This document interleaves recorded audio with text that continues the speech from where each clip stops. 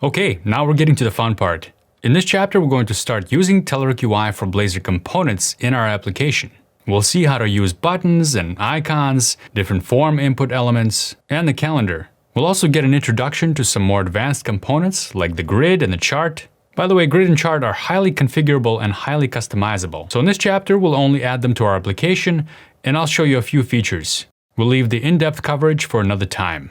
All right, let's get started. While there are many different components available in the Telerik UI for Blazor library, some of the components are much simpler than other components. So the best way to start this out is by showing you a very simple component, and we're going to use a button as an example. Here on the dashboard page, we have these three buttons for filtering by 3 months, 6 months, and 1 year. Right now, these are just regular buttons, but we're going to convert them to Telerik UI for Blazor button. Let's open up Pages, and we were looking at the dashboard page. And let's find the area where we have those three buttons. Here they are. These are just 3 HTML buttons, and there's an on-click event here, which is an event that triggers a C# event handler. In this case, we're providing the event handler in line, and we are catching the event, then executing this date range filter function, which is actually defined right here in line, right down here in the code block. So this takes in the number of months and then sets the user ID and navigates us using the navigation manager to the dashboard page, which is the same exact page, but then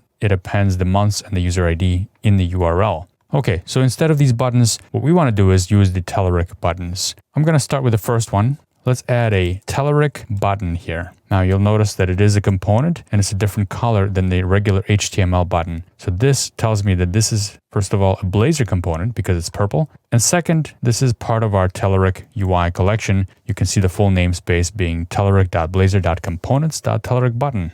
Now the on-click handler is going to be exactly the same. So I'm just going to copy that right from here and I'm going to paste it as one of the attributes in our Telerik button.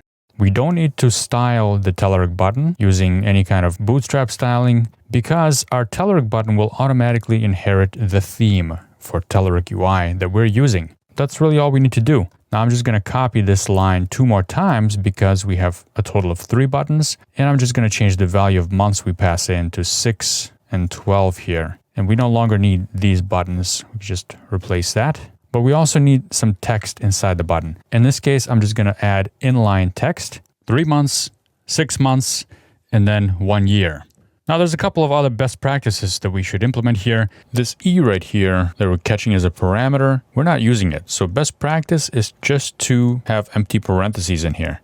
And this on-click event, while it does work on buttons and events right now as this version of Blazor that I'm running, this is not guaranteed to work in the future. And best practice is to actually change this to capital O-N, capital C-L-I-K, just like the IntelliSense shows me right here, without the @ symbol. And I'm going to do that for all these buttons. Once you have these 3 buttons in place, let's test out the dashboard page. And there we go. Now we still have these 3 buttons that work exactly like they're supposed to. They are still providing the same filtering functionality, but this time they are Telerik UI for Blazor buttons, and you can see that the Telerik UI theme is being applied to them. Just so I can orient you a little bit better to where we are related to the demos page, because I did mention that you should have this open while developing. If we go to the demos page for Telerik UI Blazor, you'll see the component section and then buttons. Here is an example for the button. Once you get to this page, you can just navigate to the other components using this left navigation here. This is the button example, and we can see that you have the examples shown here. You can take a look at the source code that's used, and there's our Telerik button that we just implemented with an on-click handler. But you'll also see that Telerik button has other options, like this theme color being applied as primary, and icon, and an example of a button with an image inside of it. There's a lot of different options available. Let's take a look at the examples again. And here you'll see the default theme being applied. You can switch it to Bootstrap theme, and you can switch it to Material theme. These are the themes I showed you how to install in the last chapter. So for example, here's the Bootstrap theme. And let's say I wanted to use this primary button from the Bootstrap theme.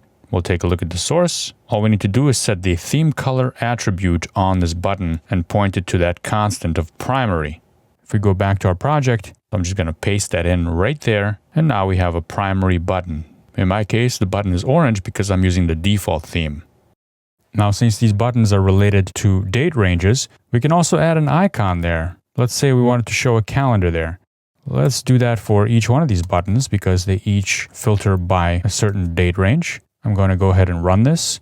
And you'll see that each one of our buttons now has a calendar icon inside of it. And you might ask yourself, well, Alex, how did you know that this icon should be called calendar? Well, Telerik UI for Blazor ships with a huge selection of icons already pre-installed. And you can find out about which icons are included by going to the documentation, Telerik UI for Blazor, and then from the homepage of the documentation site, you can go down to configuration and icons. Or if you're already browsing through the documentation, you can go to common features and then icons here.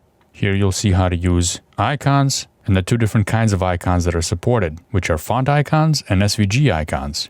Here you'll see how to use standalone icons by using the Telerik font icon component, or how to use icons inside of other components like we just did with Telerik button. You can also find the list of all the icons available here. Scroll down to icon lists and click on this built-in icons in Telerik UI. This will take you to the design system part of the documentation, which is going to be not Blazor specific, so it can be used in other libraries as well. Here's a list of icons you can use, and you can click on list of icons and search icons. As you can see, this list of icons is quite long, so this search functionality is quite handy. If you search for calendar, for example, you'll see that you have a couple of different calendar options. If you select the option you like, you'll get the Unicode. If you're using font icons, you can get the SVG code, but you really shouldn't need those things unless you're using other libraries. In Telerik UI for Blazor, all you need to do is just reference the SVG icon namespace, and then IntelliSense will help you out to find the icon that you want. For example, if I start typing calendar here, there's calendar, and there's also calendar date. If you are using font icons instead, you would use the font icon namespace, and the icons will be available here as well. Here's calendar and here's calendar date. So that's a basic component called the Telerik button. I just wanted to quickly introduce you to that because I know you've been waiting for a while to get into the actual UI components. There are a few other simpler components we can add. Let's keep going in the next lesson. We're going to build on top of the buttons that we've seen in the previous lesson by implementing a button group. This orientation of buttons lends itself quite nicely to being implemented as a button group instead of 3 individual buttons, because grouping them as a button group will allow us to display a highlighted button of the option that's selected. If we take a look at documentation, the next component down is, in fact, a button group. A button group is essentially a wrapper around buttons, but you can also use button group toggle button and button group button inside of the button group. I want to use the toggle button so that the button can be selected and remain selected to indicate the option that was selected. So let's go back to our project, and I'm going to wrap our 3 buttons with Telerik button group. The button group has a selection mode attribute that you can set, and this can be either multiple or single. So that's another benefit of the button group is you can actually have multiple buttons selected. We want a single selection option here. And then inside of the Telerik button group, we're going to use the button group toggle button component for all 3 of these. We have our click handlers that remain the same. We actually don't need a theme color here because that'll be automatically applied to the button that is currently selected. Let's have a look. And right now we don't have anything selected. I can select 3 months, 6 months, and 1 year, and you can see that the button is in fact selected for the option that we want. In this lesson, we're going to take a look at a couple of other Telerik UI components that are input related. And we have a good example of this in the application. If you head over to backlog and then click on one of these items, you'll get to the details page for one of the items. We have lots of different text boxes here to work with and some drop downs and numerical inputs. Right now, these are just HTML inputs, so let's convert these to Telerik UI. We'll start with the regular text box up here for the title. Let's head over to the code, and then head over to the components folder, backlog, and open up the details form. On this form, you'll see that we have an edit form component. Edit form is a way to organize your form elements and bind them to a form model. This is a Blazor concept, and we can use this with our Telerik UI components as well. Right here we have an input text, which is also a Blazor component. This one is bound to the title field on the model. And you can see that we're using the two-way data binding syntax for binding the value of the title. Let's replace this with the Telerik UI component. So instead of input text, I'm going to use Telerik text box. And I will use the same exact syntax that we have here for binding the value. So I'm going to copy this and I'm going to paste it in here. Bind value, model, title. We don't need to specify the Bootstrap form control CSS class here because this Telerik text box will inherit the theme that we're styling with. I'm going to delete the input text and save everything, and let's take a look. Let's head over to backlog and then click on one of the items. And you'll see that the title field is a Telerik text box. You can see that it's inheriting that theme that we talked about before. It's got the default theme, which gives it this orange highlighted color and a little bit of a shadow underneath the element with pretty square corners. Now, this is a perfect example for us to switch to the Bootstrap theme because you'll be able to see these side by side. You see them here side by side, but you'll be able to see how it affects this Telerik UI component. So let's turn this off. And I'm going to head over to our pages folder and then host.cshtml. This is where we're specifying the style sheet for Kendo theme default. So instead of default, I'm going to change this to Bootstrap. All right, let's rerun this and we'll see how this compares now to the Bootstrap fields that are already on the page. Backlog, item, and you'll see that now we have a match between the Kendo field, which is this one here, and the Bootstrap fields, which are the rest of them. And on the dashboard page, you'll see there are 3 buttons up here now look like Bootstrap buttons. So we'll keep the Bootstrap theme going for the rest of the course. Now there are a couple of other input fields that we can add to our details form. Telerik text box is a simple one. Let's head down here to our input number. Let's change input number to Telerik numeric text box, which is a special text box that allows you to enter numeric values. I'm going to use the same binding syntax here and bind our Telerik numeric text box to model.estimate. And we also want to specify the minimum and the maximum that can be entered into the text box. So that will be the min value will be 1, the max value will be 20, and the step value. In other words, what is the increment number? And we're going to increment by 1. Let's delete this other input number. It's provided by Blazor, and we'll take a look at that momentarily. Finally, we're going to replace input select. Input select just renders a select in HTML, but this is a Blazor component that helps you out with that. We're going to use the Telerik dropdown for this. So it's called Telerik dropdown list, and we're going to bind this particular list to item types. The way we bind a Telerik dropdown list is by providing a data attribute, and the data attribute can be bound to our list of items. In our case, they're called item types on the model. So I'm going to copy and paste that in there with an @ sign. This gives us the list of items. Once the item has been selected, we need to bind the value, and we already have that here. Bind value, model, selected item type. I'm just going to copy that and paste that into our drop-down list. We no longer need this input select because the drop-down list will handle all that for us. You can even see that we get neater syntax this way. Okay, we have a few more components on this page in the form. The rest of them are input selects, so those can be all replaced in the same manner with drop-down lists. But there's one more, and that's this input text area, which renders a text area. And here we can simply use Telerik text area. You could have probably guessed that. Our binding format will be exactly the same, so I'm just going to drag that over from our old input text area and delete the old input text area. Let's run this and take a look. I'm going to click on backlog, we'll select an item, and you'll see that now we have a few of the Telerik UI for Blazor components showing here, including the text box. We have the numeric text box. We have a drop-down list here. These other selects can also be converted to drop-down list to have the same kind of look. So when all these will be converted to Telerik UI components, if we change the theme again, they will all automatically inherit the new theme. So far, you've seen a couple of simple components that you can work with in the Telerik UI for Blazor library. Let's take a look at a more advanced component called the grid. Now, if we start up the application and go to backlog, right now we are displaying a list of items here in a table. This is just an HTML table styled with Bootstrap. One of the new requirements for our project tracker version 2 is that this list of backlog items should be made pageable and sortable. And doing this with a regular HTML table will be a tedious task. And that's where the grid can really shine. It can handle these features for us as well as a ton of other features. Take a look at the documentation as it's constantly being updated with new features, including filtering, grouping, editing. And because the grid is so configurable and there's so many features, I really suggest having the docs site open while you develop so you can use it for reference. You can take a look at components and then grid, and you'll see examples of the grid here as well as the documentation set. And as you can see, there's quite a few things that it can do. We're going to implement a very simple version of the grid just to get you started. I'm going to close out our application right now. Let's head over to where the grid is hosted, and that's in Components, Backlog, and then Items. And let's also open the Items Razor code behind page because this is where we're providing the actual data for the grid to consume.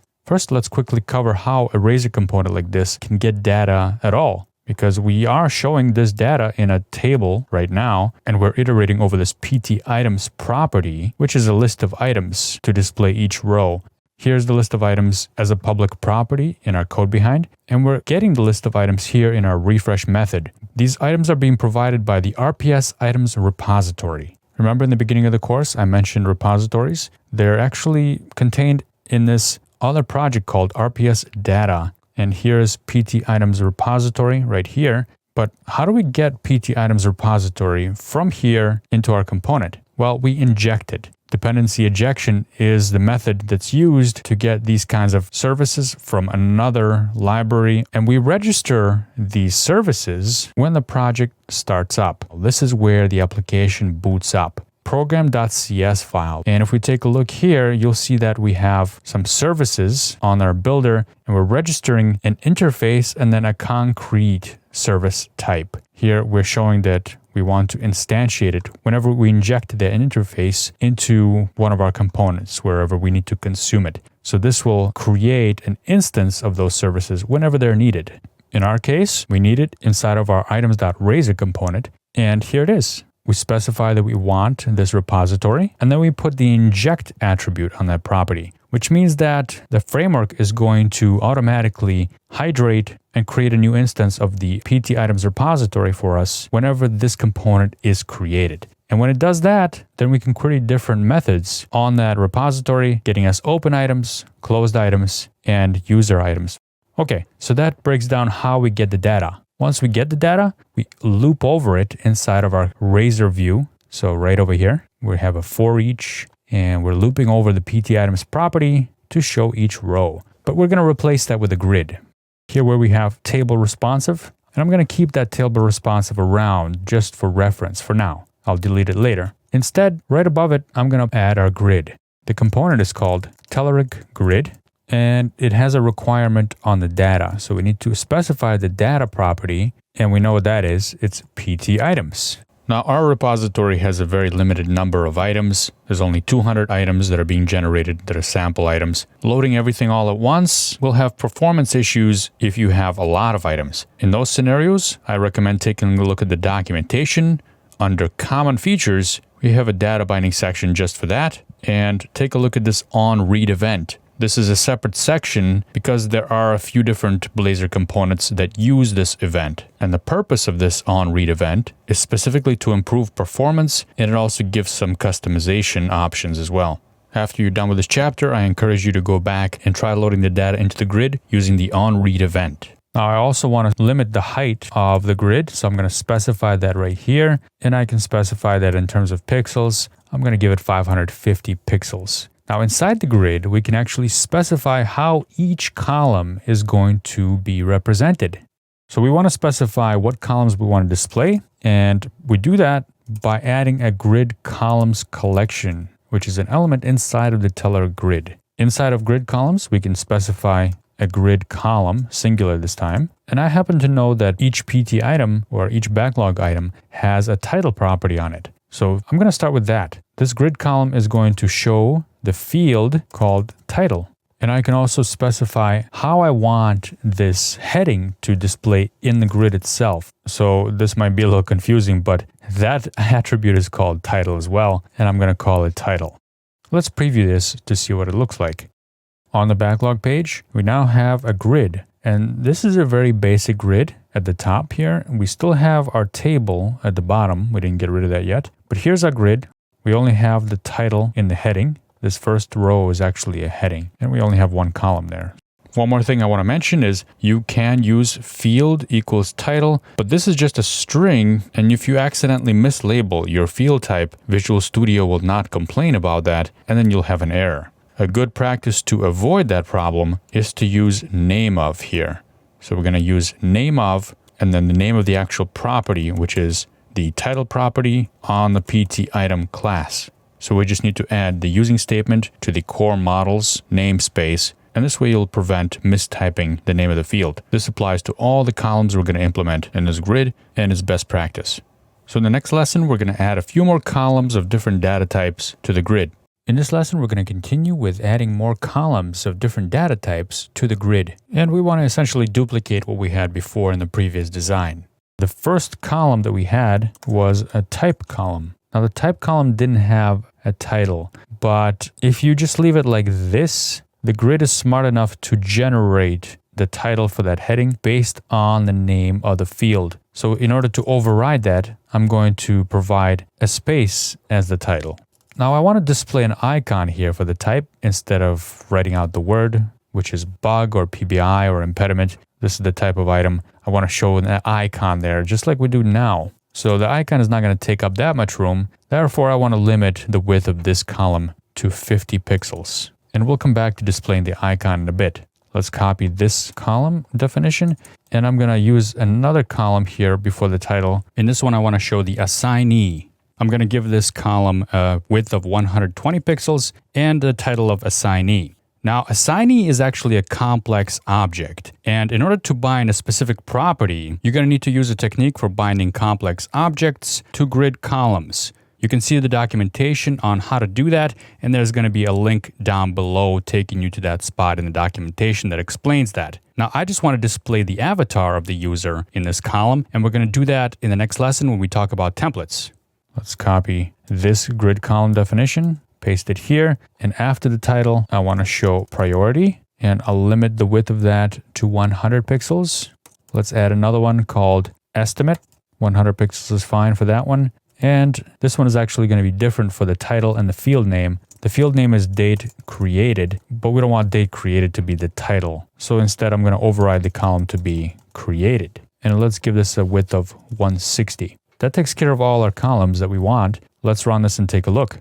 On the backlog page, you'll see that we have all our columns, but we have a couple of problems here. First of all, they look nothing like our pretty good looking table here. That's because we don't have icons, we don't have images, we don't have these badges, and our date is not rendered in a nice way, but instead we have this pretty ugly date. And also our assignee is rendering as the type of the object, which is actually a PT user type. So this is where templates are going to help us out. In this lesson, we're going to take a look at grid templates. First, for this type field, I'm going to go inside of our grid column declaration, and I'm going to specify a template here. And for the template, I'm going to start off a code block here in order to show what I want rendered for this column. What I want rendered for the type column is an icon. And we can refer to the table that we have down here to see what we did to show an icon. Here's the first column in our table, and we actually rendered a custom Blazor component here. You can take a look at that component. It's available in your components folder here. There is the first one, item type indicator, and it's this one right here. I'm not going to go through that, but basically that just renders an icon. So I just want to copy this and use it as is in my grid in the template. So I'm going to paste it right here, and we're passing in an item type, which is item.type. However, we don't have item within the context of this column. We need to get a hold of the item. Now, we do provide the data as PT items to the entire grid. How do we grab the item that we're actually rendering at this very moment for this row? Well, we can do that using context. Context is a property that's available inside of templates, and it's an object. So we need to first cast it as the type that we want, which is PT item. And then I'm going to save that off into a variable called item. Now, let's run this and take a look at what happened with the first column. On the backlog page, you'll now see that we have a Telerik grid, and the first column has a nice icon in it. Great. Hopefully now you're getting the idea of how to use templates to render pretty much anything you want for this data. The next one we're going to tackle is assignee. And really, the technique is exactly the same. In fact, I'm not going to type it out. I'm just going to paste it in here. We're going to add a template. We're going to pull out the context. And we're going to use the user avatar, which is already a predefined component that we have here. And I'm going to pass in the assignee property from this item. So that's going to give us an image for that user. Now, when we get to sorting later on, you'll see that we won't be able to sort by assignee. And that's because assignee is actually a property that's a complex type. It's a reference type here and not a value type. So in other words, integers and strings can be sorted on, but if you want to sort on complex object types, you won't be able to use name of, and you'll have to drill down into the property that you want to sort on. So you're binding to a nested primitive property in this case. But we won't be doing that in this case. We are going to templatize the priority column. So I'm going to paste that in here. And we're going to use the priority indicator component that we already have created previously. So you can see that a lot of this is already being reused, which is great. Now for estimate, I'm going to leave that alone and not have a template there, but I will add an alignment property. Since this is a numeric column, it looks subjectively better to align these numbers to the right. And this is a good opportunity for me to show you how to do that. So we would set a text align attribute. And then we would use column text align. We can do left, right, or center. We're going to go with right for this one. And you'll see that in action momentarily. And the final one I want to tackle is the way the dates are displayed. Again, we're going to use a template here. I'm going to paste in the template code. Here we're just doing a one-liner and we're casting context as PT item, pulling out date created, and then just calling toString on it with a string formatter that has month, day, and year. Let's take a look at this. On the backlog page, here's our grid. We now have an icon, a photo for the assignee, the title, the priority has badges, and our date is formatted the way we want. Now, for the assignee column, we do have the avatar, but we don't have the name. And this is a good opportunity to show you one more component, and that's a tooltip. Now, this component can actually be attached to a number of different other components, but we're going to use this component inside of our column definition to display the name of the assignee. Let's head up here to the assignee column. Right now, we just have the user avatar here, and we still want to keep that, but I'm going to wrap a span element around it, which is going to be the container for our tooltip. We'll come back to that momentarily. And now I'm just going to define the Telerik tooltip here. And a tooltip can have its own template. So basically this can be really anything, any HTML in here. I'm just going to have a span that has the name of the assignee. So that's going to be item.assignee.fullname. So the tooltip part is the part that actually pops up. Now, how does it know where to pop up? We can assign the tooltip's position attribute. And in this case, I'm going to use tooltip position right. But the tooltip also needs to know where to pop up. And we want it to pop up right on top of the span, oriented against this span, I should say. So the way we do that is by providing a data item ID property for the span. And that's going to be item.id, because that's going to be a unique row ID. And the ID of the span itself is going to be dynamic string that we're going to be building up from tooltip target plus item.id. So there's going to be a unique ID for this particular span. And the Telerik tooltip itself needs to specify the target selector. And that target selector needs to match the element ID that we're going to target. So in this case, it's this span ID right here. I'm going to copy that and paste it right in. One more thing I'm going to do with this template is to provide the context, and that should be good to go. So if we run this now and I hover my mouse over one of the assignee avatars, we'll get their name showing up as a tooltip to the right as we specified. Now you could set it up like this where each row creates its own Telerik tooltip component, or you can optimize this a little bit further by creating only one tooltip for the entire grid. The result in our case will be exactly the same. There's just a couple of changes we need to make here. This span right here that shows the user avatar, instead of an ID here, we're going to specify a class, and it's just going to be tooltip target. So every row is going to have the exact same class. And then instead of passing in the item ID, we're going to set up title for this span, and that's just going to be the assignee's full name. This title is going to be read by the Telerik tooltip. We're going to pull the Telerik tooltip out of here, so I'm just going to cut this, go all the way down outside of the grid, and paste it here. We don't need a template here. All we need is the target selector to be the class instead of the ID. Let's remove this ID here. we can keep the position to be exactly the same, tooltip position right. And this not only optimizes our code because we only have one tooltip being generated for the entire grid, but also our code is a lot cleaner. And the result, well, it's exactly the same. So depending on your situation, you may want to use a general tooltip outside of the grid or a tooltip per row. Of course, now we can just simply remove that table down here. We don't need that anymore. And one of the final requirements here is to make the grid pageable and sortable. That's very easy to do, and we'll tackle that next. Let's add paging and sorting to our grid. That's very simple to do. We just add a pageable attribute, set that to true. We add the sortable attribute and set that to true as well. So now we'll have an automatically generated pager at the bottom, and our columns will be sortable.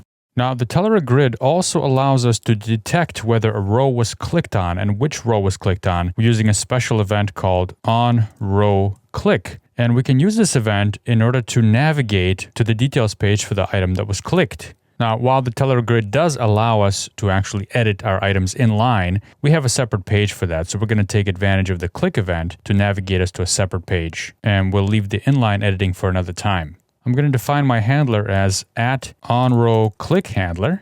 And I'm going to create this function down here in our code block. Private void onRowClickHandler, and it gets a parameter of the type gridRowClickEventArgs. Let's call that args. Now we already have a function here for row selection left over from the previous iteration of this application when we were using the table. So we're just going to reuse that. We're going to call row selected, and we need to pass in the ID of the item that was selected. Now this args parameter that we get passed in here actually has our item on it, but the item is of type object. So we need to cast this as a PT item type, and then we need to pull out the ID of that item to pass into the row selected method. That should do it. Let's run this in IS Express. Here is our backlog. If I click on title, you'll see that we do get sorting, ascending, descending, and then no sorting at all. And if I tap on one of these items, we get taken to the details page for that item. So that's an introduction to the grid. In this lesson, we'll take a look at a very powerful component in the Telerik UI for Blazor library called chart. This highly configurable and dynamic component makes data visualization a snap. And because it's so powerful, there are many features and configuration options to consider. This is another component that I suggest you reference using the demos and the documentation. For example, here in the demos, you'll see chart, and we have different types of charts that are available. Bar charts, pie charts, donut charts, area charts, line charts, and so on. And each chart has different configurable areas. For example, the title, the legend down here, the x-axis and the y-axis, as well as the plot area itself. All those can be configured to have a different look, different styling, color options, opacity, gaps between the bars,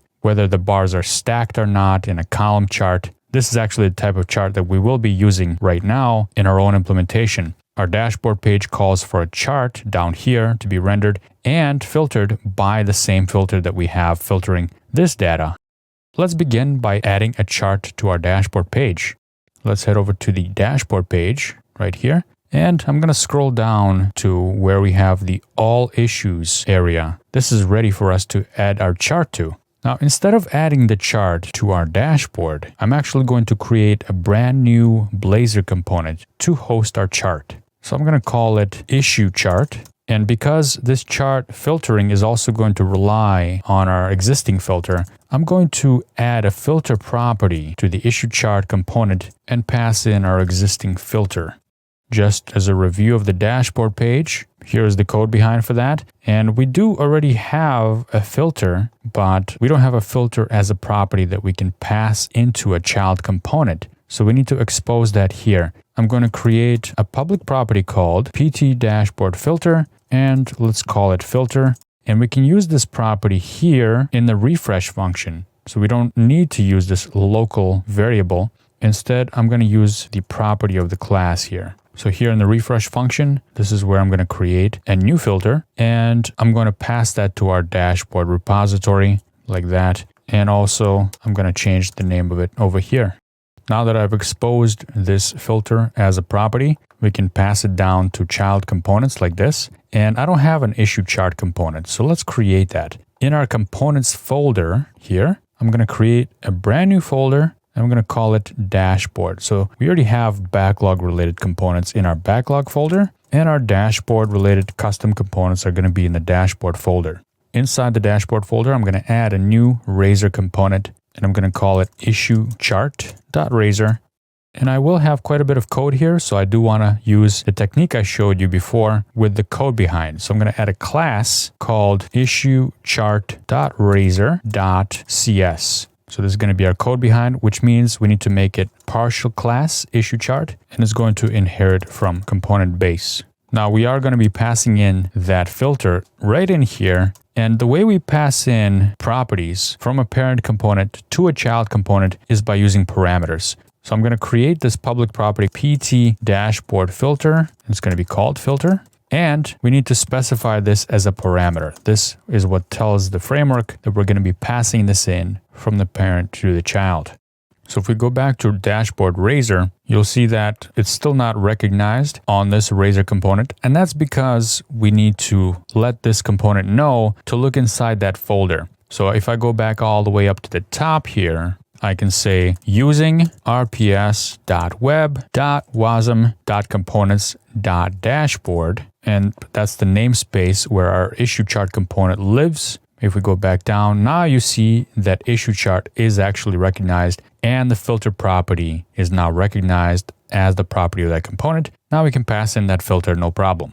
Now let's head over to issueChart.razor. This is where our Telerik chart is going to live. So let's delete everything that's in here and use Telerik chart. And I'm going to add a subcomponent called chart title here. As I mentioned before, there are a lot of different configuration options and sub-elements you can use here. Chart title is just one of them. So here I'm going to say all issues is the name of this chart. Now, if I run this right now without binding any other kind of data, you'll see that we already have chart being rendered here on the dashboard page with that title, all issues. We do have a chart plot area, but there's nothing being plotted there. And the numbers that are listed here are just rendered out by the chart element. They're not actually bound to any data. So we have our basic chart rendering, but there's nothing there yet. Let's come back in the next lesson and get some data in there. It's important to get familiar with the terminology that's used by the Telerik UI for Blazor library for the different parts of the chart. And for that, you'll need to take a look at the documentation. So let's open that. And open up chart overview. Here you'll get a basic overview of a simple chart, including how to bind some data and a very simple example of how to specify axes, the y-axis and the x-axis, the legend, the title, and the series. Now the series is important here as it provides the actual data. You can have multiple series in one chart. In our case, we have an open series and a closed series that we're going to be fetching. So we're going to be plotting open items over time and then closed items over time in our chart. Let's head over to our issueChart.razor component, and we need a way for us to get some data in here. So we're going to use that same technique that I've discussed in the grid lesson, and we're going to inject our dashboard repository in here in our issueChart component. So I'm going to paste that code in. And I need to import the dashboard repository using RPS data here. So this will inject that service, the repository for the dashboard, as RPS-data, which will allow us to access the dashboard data and query it based on certain parameters, the parameters being the filter. Now here, we're going to talk a little bit about the life cycle of Razor components. And this matters because when should we trigger a redrawing of the chart? Well, we want to trigger it whenever the filter changes. But how do we detect when the filter changes? The Razor component lifecycle has a few different hooks for us to utilize. We're going to use the override keyword here, and these are all the different lifecycle hooks that we can override. In our case, we want to use the onParameterSet. So whenever parameters are set or changed, this will be triggered. In other words, our filter parameter will be changed by the parent dashboard, and we want to listen for those changes and trigger a refresh of the data whenever that happens. So I'm going to call the refresh function here, which doesn't exist yet. Let's create that refresh function. Public void refresh. It can actually be a private method. In fact, that's probably preferred, but I'm going to leave it as public here. We're going to use our RPS-data, and we're going to get filtered issues and pass in the filter. Let's save that off as filtered issues.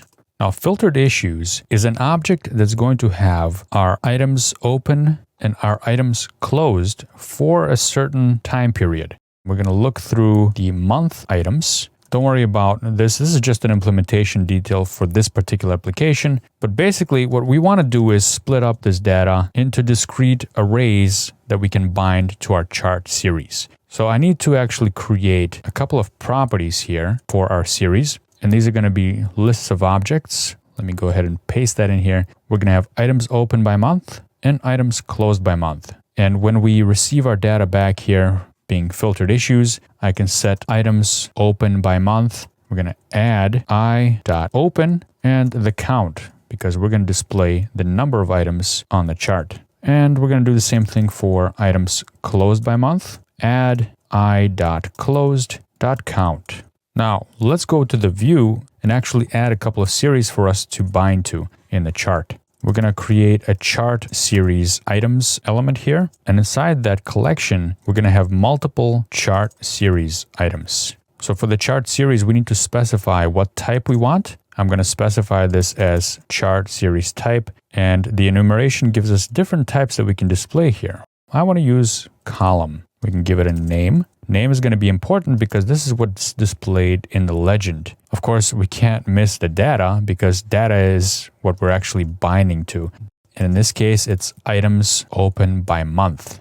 So that's one series, and I'm going to make a copy of that. We're going to have two series. We're going to have open by month, and of course, we're going to have closed by month. Let's give this one a name, closed. So the series provide the data that we're actually going to be plotting. But the chart currently doesn't know what each axis means. It doesn't really care about what the y-axis means because all we have there are numbers. These are the items open and the items closed. These are actually the counts. So it can interpolate what data to show on the y-axis from those counts. But it doesn't know how to interpret that data to show the right x-axis values. We need to provide that, and we'll take care of that in the next lesson. In this lesson, we're going to look at how to define the chart category axis. Let's go back to the code behind, and we're going to add another array here that's going to provide our categories. In our case, our categories are going to be dates, but we're not going to use date time objects for our categories. We're actually going to use just objects. I'm going to paste in an object array called categories here, and we need to specify what categories are. So in the refresh function, we're going to set categories to filtered issues.categories, and we're going to select each object in there. By the way, those are date times. The date times do come back from our RPS-data repository, but we are converting them to objects because we're not going to be using datetime objects with the chart. Now that we have these categories here and we have them populated, we can specify to the chart how to use the categories. And we're going to use another sub-element called chart category axes. Telerik UI for Blazor chart supports multiple axes. And that's why we have a collection of that. But we're going to use just one here. And we're going to specify a chart category axis. And we're going to bind the categories attribute to our categories property on the object. I'm going to keep it this way here, but keep in mind that you can completely omit setting the categories attribute if your data item already has a property called category and you set the category field in the series. And here's where we let the intelligence of the chart automatically generate and calculate any missing dates from our data set. So let's say that we have a date range of 1 year that we want to display in the chart, but our data set doesn't actually have certain months at all. Maybe our data is missing for those months. Well, we want the chart to figure that out and fill in those months anyway because we want a chronological even display on the axis. We're going to specify type here, and we're going to say chart category axis type. That's the enum we're going to use, and we're going to use date here. And we also need to let the chart know what unit of measure we're using for those dates. And in our case, we're using months. So we're going to specify base unit. That's on the chart category axis base unit enum. And we're going to say months. Notice we have days, hours, minutes, seconds, weeks, and years. Depending on what kind of data set you're working with. We're working with months here, so that's what I'm going to select. Now, a potential problem here is that items open by month and items closed by month is not initialized. So let's first initialize those two. Let's try this out.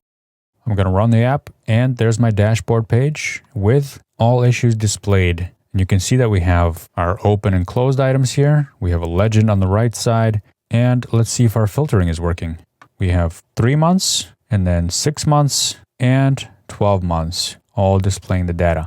Notice how certain months don't have any data, and that's where that date interpolation comes in that's automatically handled by the chart, which is a useful feature to have. Now let's change some of the look of this chart and the way it's displayed. I want these columns to be stacked on top of one another. So I'm going to head over to our chart series, and inside of the series items, I can further configure it by adding a chart series stack element, and I can set that to enabled equals true. But of course, if I want them both to be stacked one on top of another, I'd have to do the same thing for our other series. So I'll copy and paste that in there. Now there's a few other things you can do to change the look and the style of your chart. On the chart series element, I can add a gap attribute, and this is the gap between each of the bars in our column. I'm going to set that to 0.06, which is equal to 6% of the column width, because I don't want the gap to be very large. I want the bars to be pretty close together. And I can set a color here. I'm going to use a color that matches the open items. And I'm going to also set the opacity of each bar, so it's not 100% opaque, but a little bit see-through. So you have a lot of styling options available to you as well. There's a lot more than this. You can read the documentation to get the other ones. I'm going to do the same thing for the closed items, but instead the color is going to be a different hex value that matches our closed items. Now, speaking of colors, you can also style the different axes with different colors as well. And I'll just give you a quick example of that. Here's chart value axes. You can get a hold of each of the axes there as well. And you can have multiple axes there. That's why you have the value axes collection. And you can define the axis. We only have one, so we only need to define one of them. And we can change the color of that. I'm going to set that to this hex color right here. And I'll show you how that looks momentarily. Now, we also had the legend positioned on the right side of the chart. I want to maximize the amount of horizontal space that my chart takes up. So I'm going to move that chart legend, and I'm going to position it by using the chart legend position enum, and I'm going to set that to bottom. And I'll show you one more styling option. The plot area actually has grid lines, and you can control how the grid lines are displayed. This chart category axis has its own grid lines. And I'm going to add a sub-element here to be able to control that. So I'm going to add an element called chart category axis major grid lines. You can see that there's quite a lot of different elements that you can add to affect the styling. I'm going to turn the visibility off here by setting visible equals false. And that just gives you a few different styling options for the chart. There's a lot more in the documentation. Let's see the effect that this has. Here's our chart. And right away, you'll notice that the colors of the bars and the series items match our closed issues and our open issues. So we can immediately visually identify the open issues and closed in the chart form. The filtering works just as it did before. And you can see that we have a very narrow space between each of the bars. Let's go back to 1 year. You'll see that the stacking is working, which gives our chart a little bit more room to breathe. Our legend is on the bottom instead of on the right side, giving more horizontal space to display our data. Before we had vertical grid lines as well as horizontal grid lines, but we hid the vertical ones related to the category axis, so we don't see those anymore. And you can see only horizontal grid lines here. And the opacity of each of the series is not 100% opaque. We've set that to 0.7, so that means that each one of these bars is a little bit see-through. You can see the grid lines through it. So that's an introduction to the Telerik UI for Blazor chart. It's a very powerful component with a lot of different configuration options. So I highly suggest you take a look at the documentation for all the other configuration options, but this will get you started. Let's take a look at another popular component called the calendar. From the demo site, you can take a look at calendar, overview, and you'll see the different options that calendar offers.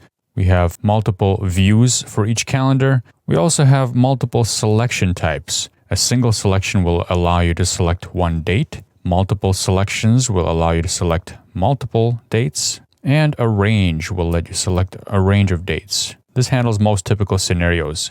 We're going to drop a calendar on a dashboard page. So instead of the preset range buttons to filter our chart data in our demo application that we're building, we're going to use the starting date that the user can select on the calendar. Here's the source view, and I'm just going to go ahead and grab this Telerik calendar code piece right here, copy it, and let's go back to our code. Now on the dashboard page, I'm going to scroll up just a little bit where I have those 3 buttons. Here they are. For now, I'm just going to go ahead and comment out these buttons. Instead, we're going to drop in the calendar here. Now, your final solution that you've downloaded will not have the calendar. It'll have the 3 buttons here. But the calendar is something I wanted to show you, so I'm adding it here. We can specify the selection mode, and right now it's set to single, but the enumeration has multiple, range, or single. We'll keep it as single. And then there's the value changed handler. This is something we're going to have to implement in our code behind, and I'll do that momentarily. And finally, the bind date, which is set to start date here. This is an optional binding. You don't need to set an initial date to bind to, so I'm going to remove it here because we will handle all our dates in our code behind through the single selection change handler. Now, let's save this and go to the code behind. And right before the refresh function, I'm going to add a new function called single selection change handler. And this will receive a date time object. Well, let's call it new value. Here we're going to do 2 things. One is we have a date start property that's already set here, and we're using it throughout our code base. We have a date start and a date end, in fact. So we'll set both of those here when we click on one of those dates in the calendar. Date start will be the new value. That's the initial value of where we want the time range to be selected from. And date end will be the now value. So I'm going to set that to datetime.now, giving us a full range. And that way, when we set both of these, we'll be able to see our selection on the dashboard page as well. Okay, after we've done the selection, we need to call refresh one more time. So our data is refetched from our data source. And there's one more change I'd like to make. Here in the refresh method, we're setting the date start and the date end. Let's change the date start to actually be the start date. That's the property in this class. So datetime start will be date start. And right now, date start is actually a nullable type. So we need to make sure it has a value. If it has a value, we can use datestart.value. Otherwise, we'll use a start date that's 5 years before now. So let's use this, what we had here before. I'll just copy that and paste that in here. There we go. Let's run this and test it out. Here's our dashboard page. Notice that we have the calendar here and no filter buttons. And when I select a couple of months back, now we have the date range shown here. And the active issues and the chart both reflect the selected date. Let's say I go 1 month forward. The active issues and the chart both update. Notice there's less months represented in the chart. So that's the calendar control, but that's not the only way to input dates. 2 other popular date input controls are Date Picker, which allows you to select a single date, much like our calendar control does. In fact, when you click on this drop-down, you'll see that our calendar actually pops up here. And we also have a Date Range Picker. The Range Picker would be perfect for our example because it won't occupy that much vertical space from a design point of view. And we are specifically looking to fill in a range here. Here's our example implemented with a date range picker. Date range picker has a start date and an end date, and we can bind these directly to our date start and date end properties. And then we simply provide a button that calls our refresh method. You can enter the date here manually, or you can select it from the calendar. Let's go a couple of months back here. I'm going to select a start date, and you can select an end date from the calendar as well. Or you can enter it manually. I'm going to select it from the calendar and click filter, and you'll see that the active issues and the chart both been updated. Now I will revert this change and leave the calendar in there just so that we can have something to play with when we're looking at globalization and localization later. But none of the date selection components will be in your final project. This lesson merely introduces them to you. The final project will have the toggle buttons for the filters. All right, let's continue. Our application has a perfect opportunity to use the menu component. We can do that either on the left navigation here or along the top with this dashboard and backlog links. So let's change that over to use the Telerik menu. Let's head over to the demos, and then if you scroll down a little bit, we're going to take a look at where you can find the menu. It's under navigation. Let's click on that, and then you'll see examples of the menu component in use here. I'll scroll down to where we have menu and an overview, and you'll see what the menu is capable of.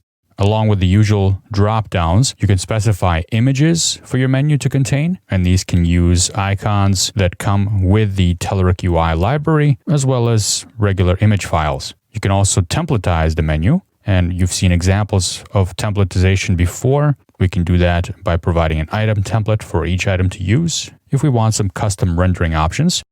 Under the orientation section, you'll see that the menu can be either vertical or horizontal. Ours is going to be horizontal. And then you can also control the items by disabling them or using separators. And then you have different ways of dealing with hierarchical data, flat data, and even keyboard navigation.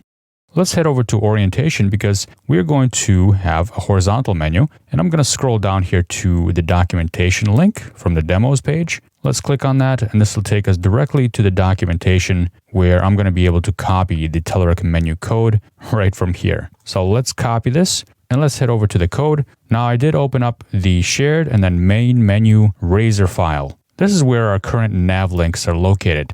Instead of these two nav links, I'm simply going to delete them and paste in the Telerik menu.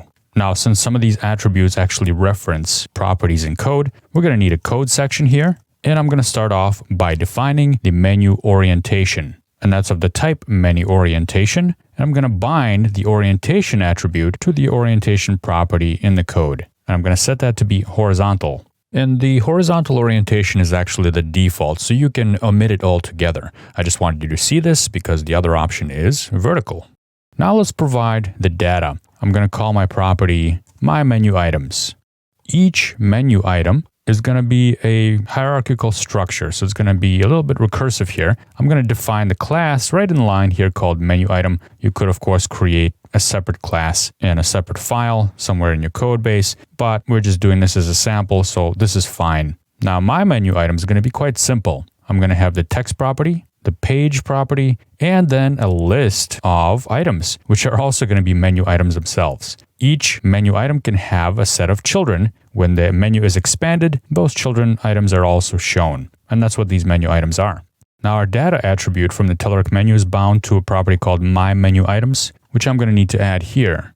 So I'm going to paste in an IEnumerable of menu item type called myMenuItems. Now we just need to fill that list of items, and that's going to be pretty simple. I'm going to use a Blazor component lifecycle hook called onInitializedAsync. Here, let's define a list of menu items. Let's call it mItems. It really doesn't matter what it's called. And I'm just going to instantiate a new list right in line here. And I'm also going to provide it with the initial set of menu items. So I'm going to create a new menu item, and it's going to give me the ability to set three properties: text, and we know that one of them is going to be dashboard. And also I need to specify the page, and the page will be /dashboard.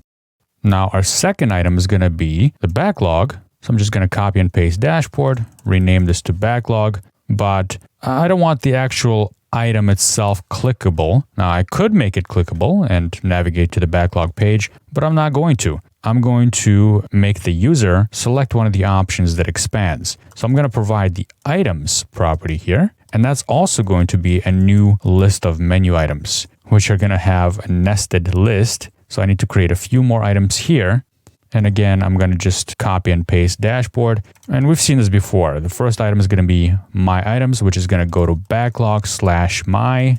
I'll copy this 2 more times. Second one is going to be open items. And finally, I'm going to have closed items. Second one is going to go to backlog/open. And the last one is going to go to backlog/closed. And that's pretty much it. Now, one more thing I need to do is just set my public myMenuItems property to this list that I've created here in line. Great. But there is one little problem here. I'm going to run the code and you'll see what that problem is. So there's our menu right there. And if I tap on dashboard, well, nothing happens. If I go to backlog, you do get the set of items, the child items that expand, and that's good. But when I tap on it, nothing happens. And the reason for that is that the data property, the data attribute of the Telerik menu expects these to be of a certain type, the items themselves. And each item, if it's going to be navigable, it needs to have a URL property instead of the page property. Now, there's 2 ways to handle this. I can rename this to URL, and therefore the menu will get what it expects, and the menu items will work. But let's say I'm working with another type of object, and mine is called page. And that's the property I want to contain the URL. Well, the easy solution to that is just to specify the URL field for the Telerik menu. If we take a look at all the different properties that are available, you'll see that we have disabled field, has children field, icon field, image field, item template, and so on. You can even have a different text field. And there's our URL field. This is the one I'm looking for, and I want to override this. So what I want to do is actually set this to be name of, in other words, the name of the property of menu item dot page. So here we're specifying that the URL field is actually the page property instead of the usual URL property. Now, if I'm going to run this, you'll see that our links actually work. So I can go to backlog, my items, open items and closed items, and then I can go to dashboard. So that's the Telerik menu. Okay, we've done a lot of components in this chapter so far, and we're going to do some more later. But taking a look at this dashboard page, it does beg us to organize it in a better way, one that's a little bit more dashboard-like. And there's a layout component that Telerik UI provides that's called TileLayout, and it's perfect for this. Let's go take a look at the demos page. And if we scroll down here to layout section, you'll see that TileLayout is listed here. And just as it happens, the demo contains a dashboard. Would you look at that? And we can certainly use this to organize our dashboard a little bit better. So this is a pretty flexible component that allows you to resize these widgets. You can move them around and reorganize them. You can also persist the state of the widgets. You can even do personalization for each user if you really wanted to. So let's quickly add the tile layout to our dashboard page to see how that works. Open up Pages and then Dashboard.Razor. Now this markup has two sections that we're really interested in. One is Active Issues, and the other one is the chart itself with the heading of All Issues. And just as always, the simplest thing to do is go to the demos and just copy the tile layout or whatever component you need. And let's go over to the code. I'll paste that in right inside our div with a class of card. Now, the tile layout has a tile layout items collection. It also has all these other properties that we're going to go through momentarily. Let me just delete all of them. The tile layout items collection has tile layout item instances. Now, I only have two, so I'm going to delete most of these except for two of them. All right, so I'm going to leave two tile layout items here. And let's give it some header text. One is going to be Active Issues, and the other one's going to be All Issues. Now, I happen to know that the chart is going to take up 2 rows, so I'm going to set the row span to 2 down here and delete the row span from the Active Issues because that's going to be a narrower space. Now, let's grab all that HTML code, starting with the row that groups all these items at the top. So I'm going to grab all this code, including the row, cut that out of here, and let's paste that inside the content element of the Active Issues tile. So nothing special you need to do. Everything else is still going to work exactly as it did. The filtering by user, filtering by date range, all that is still going to work. Now let's head back down and copy this other row that has our issue chart itself. So I'm going to delete that out of here and paste it into the content right over here. Now I'm just going to do a little bit of cleanup because we don't need all this down here. That's the basic tile layout. We're going to do some more modifications to it shortly. Let's run this and see what it looks like. And there we go. Just like that, we already have a dashboard tile layout here. Now, each one of these tiles is not resizable, and the tiles themselves are not reorderable yet. We're going to fix that. But you at least get this default layout, which works, and it looks consistent. I want to delete this All Issues H3 here as well. So let's go down here. We don't need this title because our tile itself is going to have the header text. And in fact, I don't need the row div here because this issues chart component is going to be the content of the tile itself. So the tile is going to provide the isolation for that component. Okay, let's head back up. And we're going to add a couple of properties here to the tile layout just to show you examples of how this works. We're going to separate the columns. So you can define however many columns you want. I'm going to specify 2 columns just to give you an example. You saw that the row height is pretty automatic, but you can also specify a row height if you wanted to. I'm going to specify 230 pixels here. I want my tile layout to be reorderable, so I'm going to set that to true. And I want each tile to be resizable, so I'm going to set that one to true as well. Let's just get all these to their own line so we can clearly see everything here. And let's run it. And there we go. Now, because we have two columns and each of these tiles defaults to being a column in width, you can see that now we have both of these tiles in the same row. And now our dashboard is reorderable and also resizable. I can resize this to the full width, half the height, and then I can also resize my chart to be the full width. But notice something with the chart. When I resized it, the chart itself did not redraw. And that's because while regular responsive HTML and components will work and they will redraw themselves, the chart is special because it does not render with HTML and CSS. Now, the chart will automatically redraw if you change the filtering, but that's not the behavior we want because when you resize it back, the chart remains large and doesn't fit in there. So how do we listen for resizing events and automatically trigger a chart resize? Let's go back to the code and we can specify one more property here on the Telerik TileLayout component, and that's the onResize handler. We're going to call item resize. We don't have this handler yet, so let's go down to the code and I'm going to provide the handler called item resize here. What I want to have this trigger is a refresh of the chart. Now, issue chart is actually our own component. Let's go to components, dashboard, and there it is, issue chart. Issue chart is just our own component that has a Telerik chart inside of it. Telerik chart comes with a refresh function that we need to call. So how do we trigger the Telerik chart to redraw itself after the dashboard tile is resized? Well, we're going to do this with references. So first, let's add a reference to our Telerik chart, and we do that by using addRef, and I'm going to call it @chartRef.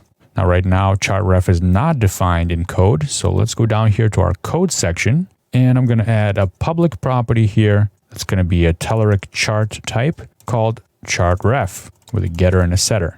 So this will automatically be set when this component is rendered. And I want to provide a function for us to be able to call from the parent component. So I'm going to provide a function called refresh Telerik chart. And what this function will do is just call chartref.refresh. So this will just trigger a refresh of the Telerik chart.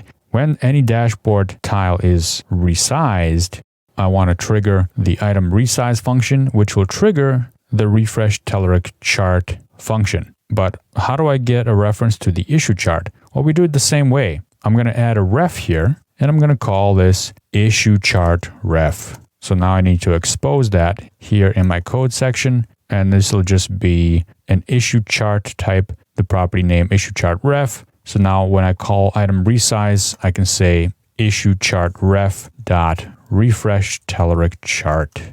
So let's run this and make sure everything works as we expect. And there we go. I'm going to resize our active issues tile, and then I'm going to resize our all issues tile with the chart. And when I do that, you'll see that the chart automatically retriggers a refresh and stays consistent with the size available. Now, as I've mentioned before, you can split up the top tile even further down and separate it out into each of the KPI points being a tile. So here is a quick example of that, where in our tile layout items collection, I went ahead and split out each of the KPI points into their own individual tiles for active issues, closed issues, open issues, and the close rate being their own individual tiles. Now, since I have 4 tiles now that I want in the top row, that's going to equate to 4 columns, not 2. So I'm going to change columns to 4 on the tile layout. And I also want my grid tile at the bottom there to span the entire layout. In other words, a span of 4 columns. So I'm going to add a colspan attribute here and set that to 4. Now, one more thing, I do have this tile layout wrapped in a div with a class card. Since the tile layout provides its own styling, we really don't need that. So I'm going to remove that div. Let's run this and see how this looks. We now have that tile layout, and the chart is taken up 4 columns, while each of the KPI points is in their own tile that can individually be moved around and reorganized. You can even resize these and have these take up whatever amount of space that you need, so you can design your visualizations however you see fit. I'd like to show you one more component that's a very popular component, and it's the form.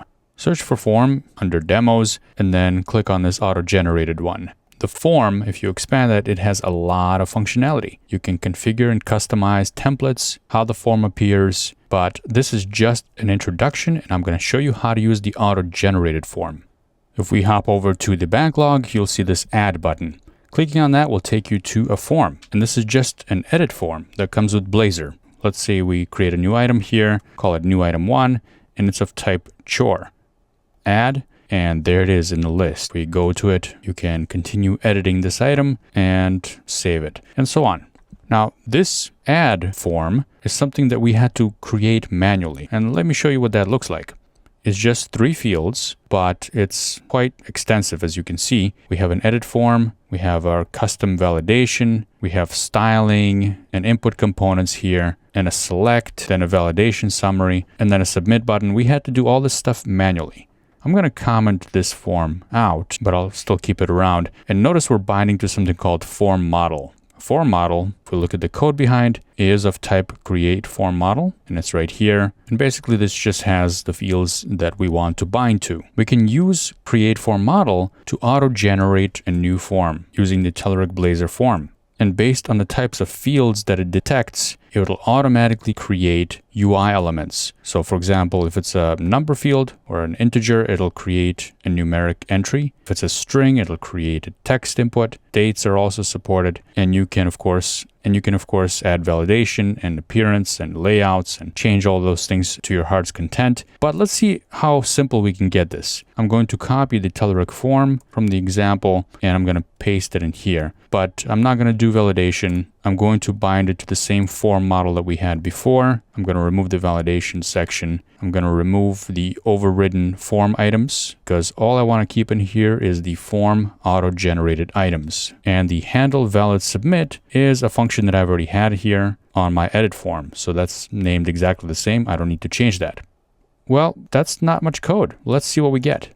I'm going to go to the backlog and then add and take a look at that. We had a form generated for us without having to build out this entire UI. I'm going to call this new item 2, description 2, and let's make it a bug. This dropdown should look familiar to you because this is Telerik UI for Blazor dropdown. And I'm going to click submit, and there's our new item. I can navigate to it and all our data is still there. This is another form that we can also modify, but I'll leave that as an exercise to you. See you in the next chapter. In this lesson, I'd like to review with you just one more component, and it's a pretty popular one. It's the upload component. The Telerik UI for Blazor Upload component abstracts away some of the upload headaches that you often have to deal with when doing client-side file uploads. However, there are a few things to keep in mind when using this upload component. It's not exactly a trivial component to implement, so we're going to take a look at some of the gotchas in this lesson. Here, you're definitely going to want to refer to the documentation and the demo site together, as they have very important information on how to set up the upload component. Here is the demo site. We can take a look at the Blazor Upload component here. And right on the demo, you'll have the ability to try this out. Here, you'll see that the component is actually set up to accept only PDF and docx files. We'll see how to do that in a moment.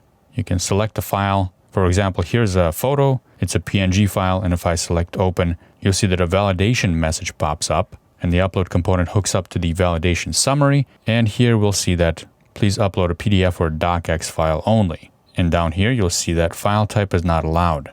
This is an example of how the upload component can control what type of file you upload. Let's take a look at the source code for this. And if we scroll down a little bit, here is the upload component, and you have allowed extensions as an attribute right in line, which is a list of strings allowing only PDFs and docx types. So that's the demo page. If we take a look at docs and support, here you can also search for upload and select the doc page for upload. You'll be able to see the overview of upload versus file select. I'll get back to file select in a moment, but you'll also see implementation examples of how to implement the upload component in the Razor page, as well as the controllers using Web API in your projects. Here's a sample upload controller. This post also mentions security considerations, how to configure cross-origin requests, validation, file size control, including IAS configurations, and so on. Now, about the file select component, which is pretty much exactly the same from the UI perspective as the upload component.